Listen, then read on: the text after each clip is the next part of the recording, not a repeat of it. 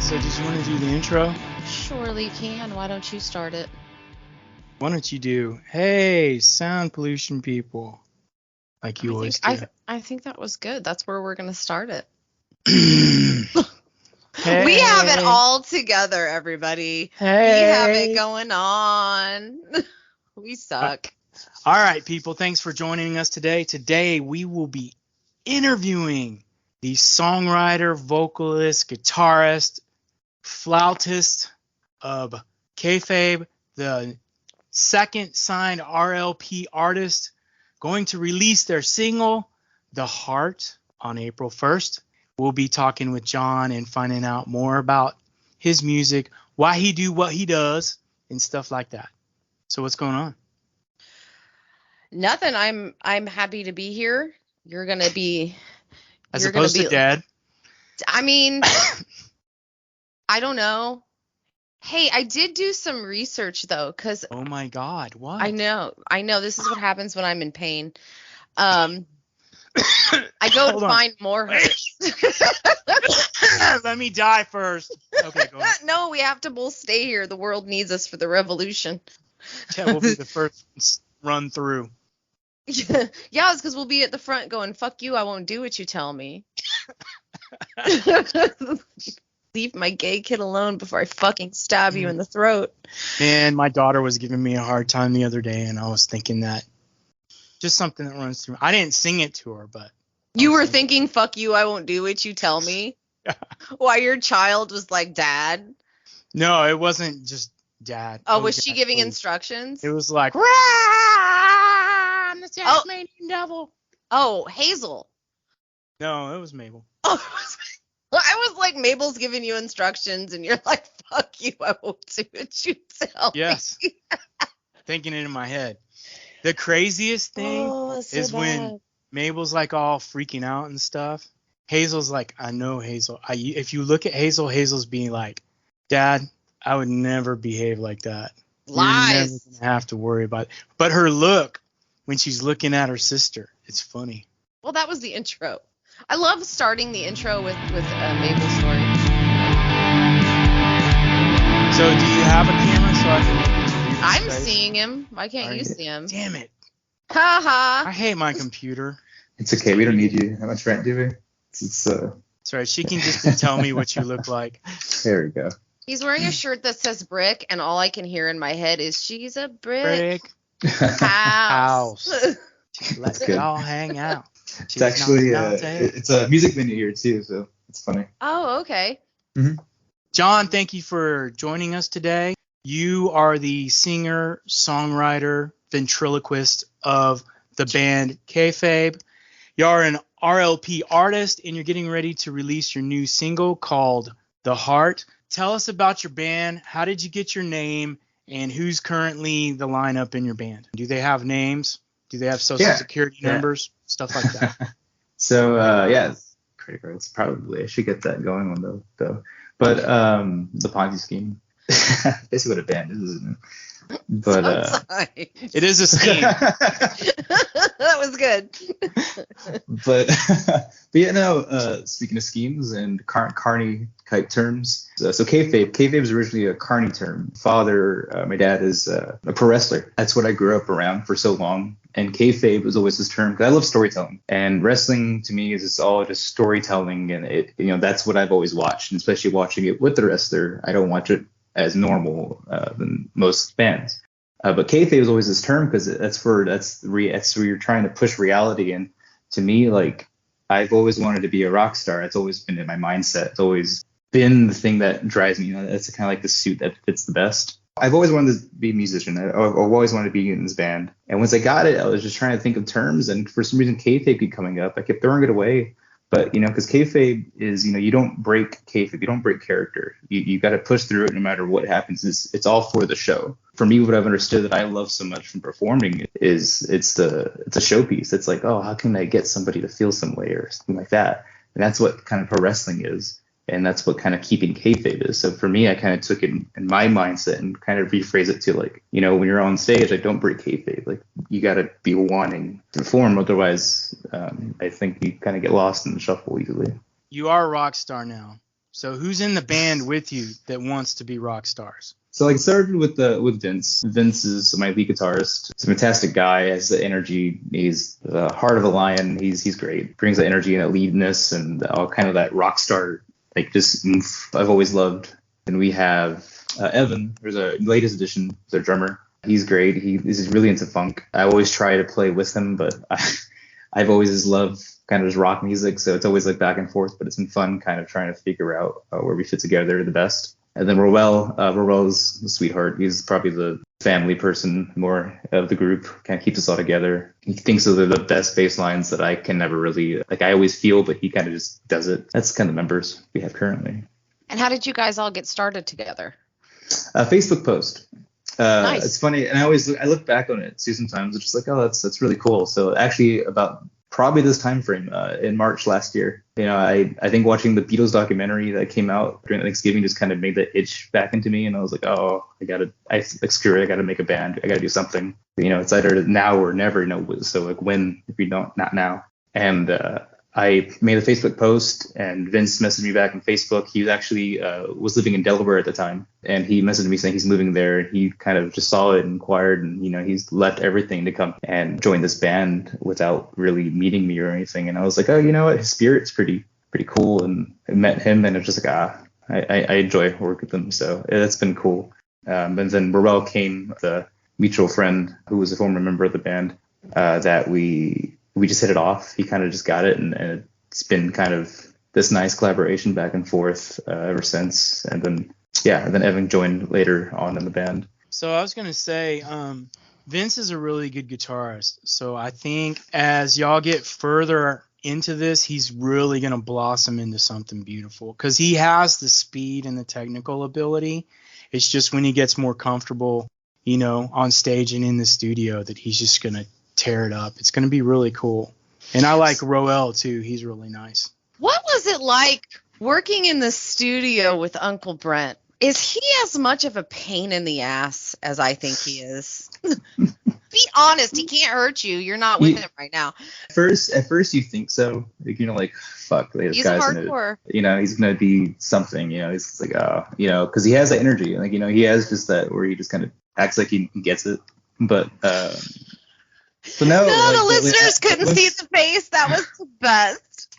Yeah, they can't see the face. Damn it. That was fantastic. I saw it. It's special. You have to be in this moment. You got to be here. But but after he kind of like settles down, this energy he brings, you start to really get the collaboration going on. You're like, oh, okay. It's like it's been nice working with him because he's like he as a musician and a songwriter kind of gets what I'm trying to do or what I feel I'm trying to do, which is storytelling. So that's really helpful to have somebody like that in the studio and not just somebody who's fully technical. Okay. Yeah, exactly, because it's like dumbing it down. Like I don't read music. I don't know anything. I don't know absolutely nothing. I think Brent kind of realized that even with the tempo, I was afraid to play with the click track. I was like, I don't know if I can do this. And he was like, oh, you can. We all learned that we could. And that was the plus. Like, there was no like negative sides to what we're struggling with or we felt what we were struggling with. It was just kind of like, hey, it's cool. Just get it out there, So it was nice to work with them that way. The thing that was cool was his drummer goes in there. And they've tried to do it with a click track. They've tried it all these different ways. So we're in the booth with Jon, and I think you're singing, right, Jon? Yeah. I'm trying to so sing, Jon's singing, and the drummer's in the other room playing drums, and that's it. So he pretty much nailed his drum track just playing it from memory. It was crazy. That's impressive. And then Jon, when I first met him, I was like, okay, can you play the click track because that will help out with a bunch of stuff? And he's like, I can try. And I was like, no, either you can or you cannot. There's no in between. So we get in there. Brent's like fucking Yoda in the studio. And he just nailed it as far as the track goes. I mean, perfect as far as doing the click track. And so that was a great surprise. I was so happy because if you can get everything to a click track, then you can lock stuff in pretty quickly in the studio and it moves a lot faster. So, the drummer having his stuff together, and then Jon just being able to lay it down with the click track just really helped move the song quickly. So we were able to maybe spend a little extra time on vocals and guitar stuff. So you're signed to RLP. How did that transpire? So I used to work at a camera store, and Randy, the creator of RLP, was a frequent customer. And one day we were just kind of talking about how he has a label and he has a TV, the Texas Scene TV that he's trying to do. And I just mentioned I was in a band. I was like, hey, and because we were just starting to play at the time, and I was like, hey, why just mention it to him? And he was like, oh, we're in a band, and he was like, oh, and I think I just mentioned that we're going to be playing. Where was it at? The Pink Zeppelin's, a local book and record store that hosts shows, which is pretty cool. And I wasn't sure if he was going to show up because I think it was on a Sunday around like 9, I believe it was. And I think he told me he was going to be driving down from Dallas. He wasn't sure. And I think he told me later on his wife convinced him to go. And I was like, oh, okay. And he came and saw us, and it just seemed like he was impressed with what we saw. He tells me, he's like, I didn't know what to expect. And I was like, oh, I'm going to watch his band, whatever, see what's going on. And he said, when you started, I just had to go get my camera. And that's how he knew he was interested. And then he came back to the store to let me know what he was thinking. And then we just started a relationship ever since. But yeah, working with him, though, it's been interesting because, I think I've always wanted this type of scenario. I think a lot of people can do a lot of this on their own nowadays, without a record company. I see it all the time on this scene we have here in San Antonio.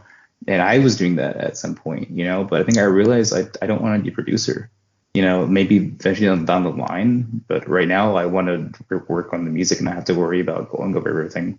It's nice. The initial kind of oh shit, someone kind of believes in what I'm trying to do here. And it's a little bit struggle learning wise, it was just trying to figure out the business of everything. And I'm starting to kind of really start to walk that path of it and understanding. So it's been good working with Randy with RLP Entertainment. So Jon, was that your first time in the studio? Yeah, that was it was always garages or storage units I used to rent and play out of. Can you kind of tell everyone from a indie label artist standpoint what that was like going in for your first time? You kind of talked a little bit about it, but go into more about how the song got picked. What was how did you do your pre-production before you got into the studio? Tell us a little bit about that. It was terrifying. It's overwhelming. Yeah, it really is. It really is a little overwhelming. You don't know what to expect. This is everything you think of when you think of recording a song or an album or anything. Ever since all my heroes, that's kind of what they've done. That's how they've done it. Really, I just kind of really try to take it all in at once, as much as I could, while also trying to be present. Because I'm trying not to overthink. I'm trying not to be as involved without, again, remaining present. And just the way everything kind of played out, it kind of felt like you're kind of on center stage while everyone's looking at you through that booth. And it's so intimate because it's just you and the microphone, but there's still people just looking at you outside. And literally, they're just yeah, honestly, yeah. That's why we had that pee mat under you. So it'd soak up all the extra fluids that came out when you got really nervous. It's okay. You can just tell them it's for your fetish. You can tell them it's Oh, well, I wouldn't have to do it on a mat if it was my fetish. Oh, that's why you have that yellow beard, man. I was starting to think we had made this poor guy nervous. Never mind. I am wondering how much of this are you going to cut out, man? I don't know. That might stay in there. Now you know what to expect, and now it won't feel so overwhelming. You'll know what to expect. It's not going to feel so. Yeah, and that's honestly why we were kind of happy that we chose the Heart, because the Heart was. I was trying to figure out which one to do, and the Heart I kind of threw out there last minute because I think we had 4 other ones that we showed Randy so he can kind of get a better grasp of which one you could possibly pick with the for the single. I threw that one out on a whim, and because that's the one that Brent saw the most potential in, especially for a first single. It's simple, but that's kind of what a lot of the inspirations into it did. With that song, like for me, like the intro of that song has like a very Nirvana feel. With Dave kind of just stomping on the drums. The dun dun dun dun dun dun. I always thought of just Dave hitting the drums there, and then when the chorus, I just thought of kind of I say Dave Grohl from Nirvana. I don't know if I said that, but and I think of and the chorus was kind of this more bright type song where I'd always hear the chorus with all those bands in the 90s that I was so inspired by. It felt simple enough to really kind of see what I can do with it, especially for a first one. So. Brent, why were you so drawn to that track? Why was that your choice for recording? Since you had like 3 others you sort of listened to, what stuck out? Well, when I heard it, it was just him on an acoustic guitar the first time. And so I was listening for, like, he likes to tell stories. So me being like that too, I was looking for the one that had the best story. And then I thought, just listening to the acoustic track, not knowing what the rest of the band sounded like outside of what I heard on YouTube and stuff, I wanted to make sure that we picked a good one with a good story, a good substance to it. And it's that song's kind of crazy because it's like really driving, but like when he said it got to the chorus, Jon just really opens up his vocals, and it's just like piercing in the verse, but then when you go to the chorus, it just opens up. And even in the acoustic video version I was watching and listening to, you could feel the chorus when he opened up, because I don't know how he keeps from busting a testicle, to be honest with you, when he goes for some of those notes. And he has a bunch of grit in his voice when he does it. He pushes it, drives. The whole time after I met him, I was like, dude, don't blow out your voice before we go into the studio. I think I said that every time we talked to him. But that song I feel stressed about that too a little bit. Yeah, you freaked him out. Just a little bit. I was drinking tea and taking care of it, and then I think I actually got a little sick beforehand, and I was like, "Fuck, no way." So, but anyway, it's probably the stress he gave me. That's why I got sick. But anyway, go on. Sorry. Maybe, but you're a big boy. You were able to pull through it and lead your band to the promised land. But that song just has a great story. And it's not that it was necessarily better than the other songs. Mm-hmm. It just had a more complete story. Are you an emerging Texas artist looking for a platform to share your talent? Well, you're in luck. All you need to do is send your videos right here to videos@texasscenetv.com. You'll have your shot for your video to be shown to the world right here on the newest, hottest channel for music, Texas Scene TV. So, Jon, how do you feel about that, man? It's down now, and you're actually releasing it. What does that feel like? It's like a mixture of a lot of things. Like there's excitement, there's uncertainty, there's some nervousness. You just don't know what to expect, especially being a first single and being backed by by RP Entertainment or records as well. It's I don't know. It's like it's kind of like a thing where I just got to experience it, and once it kind of happens, I'm like, okay, that's just how I am. Like I'm never sure until the moment happens. I'm like, oh, it's just like going to the studio. It's like, okay, I just didn't know. I had to try to take it all in. So right now I'm just really this anticipation of, I don't know how the night's gonna go. I don't know how how it's going to perform, just everything. I think that has the pressure of trying to be an artist in the music industry. It's just, I'm kind of reveling in it and just waiting to see what tips over. Well, I really like the single. I really like the vibe. It's funny how you said Dave Grohl. I kind of heard some of the punk rock grungy feel. I even said to Brent, I was like, this has like this old school sort of raw grunge punk rock feel to it. And then you said your drummer likes funk music, and Dave Grohl actually really liked disco and funk music, and he used a lot of that sort of drum stuff. So now I'm gonna have to go back and listen again. But yeah, I like it. I think the people are gonna like it. I think it's a sound that we're not hearing enough of lately. It's a lot of pop wash stuff. So I'm excited to see what it does. Not that there's anything wrong with pop. No, I hear you in that. I do. The coolest thing that will happen to you at this point, because you've written it, that was exciting. You recorded it, that was exciting. You're distributing it, you know it's coming out, that's exciting. The next exciting thing is when you actually hear it somewhere outside of your head and you're not playing it. Or you say, Alexa, play Kayfabe, The Heart, and she pulls it up. Or Google, or you go to iTunes and you see your pretty little mugs on a single artwork. That's exciting.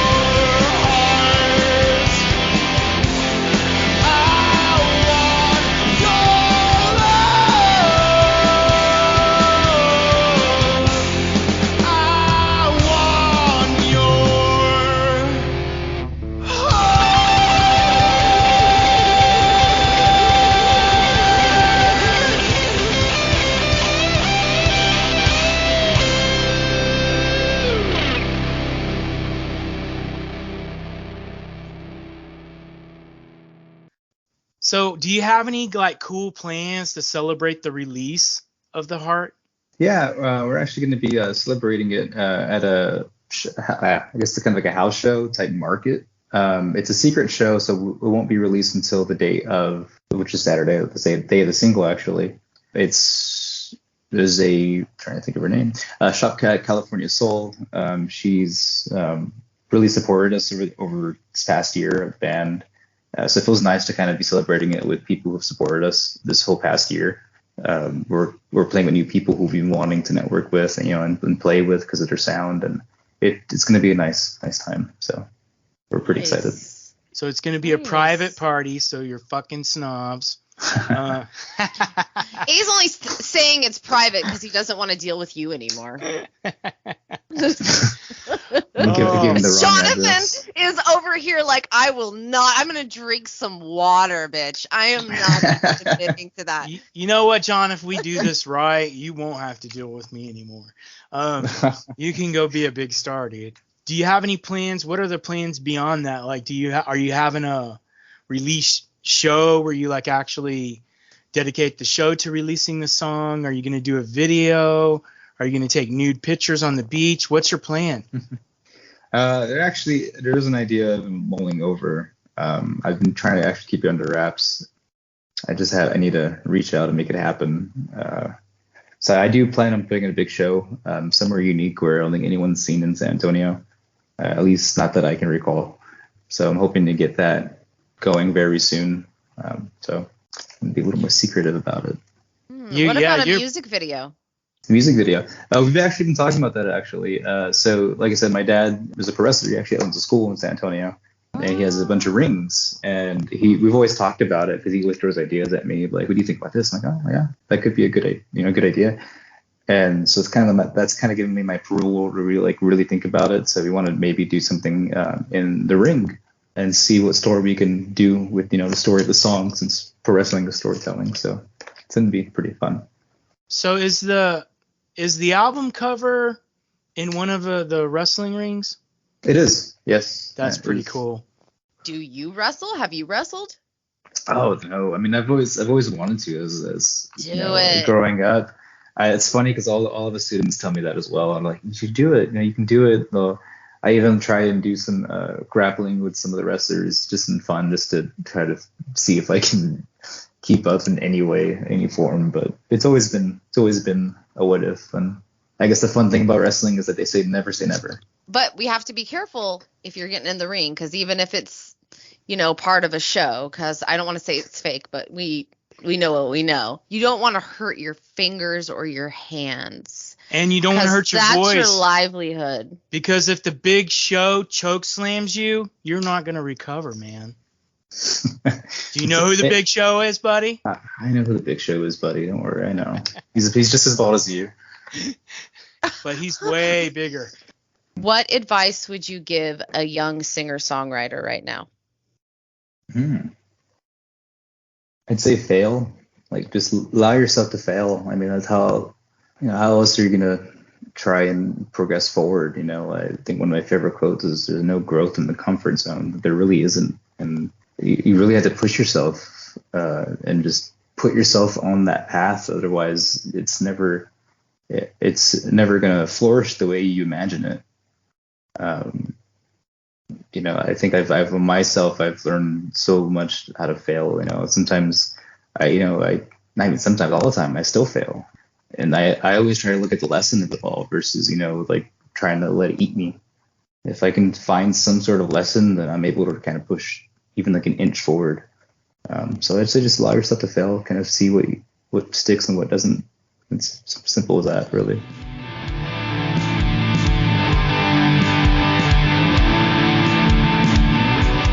All right, everybody. Thank you so much for listening to the Sound Pollution Podcast today. We appreciate you. Thank you, John, for being on the show. I think people are going to really like the single. Please make sure you are clicking on those links below. If you have any interest in reaching out to RLP, you can do so. Also, we'll have the link below. If you really want to be a butthead, you can reach out to Brent and annoy him with your singles. That would be hilarious for me. Please also send me an email at soundpollutionpodcast@gmail.com to let me know that you are, in fact, harassing Brent. Don't do anything illegal, but please give him a hard time. I think that's it for today. I know it was a shorter episode, but it was a good one. It was good. I'm glad we were able to do this today, and I'm very happy with the work John and his band did. So I think they're going to have some cool stuff going on in the future. So I don't know if they'll invite me to play with them in the sandbox, but they're going to do some cool stuff. So at that private show that you're not invited to, at that release. That yeah, one? we're having a secret show. Don't tell Brent. Randy's going to fucking message you, just send you a video. Look where we are. Actually, Randy's pretty excited about this release. I know, he's been up my ass about it. All right, everybody, get out there and make some noise.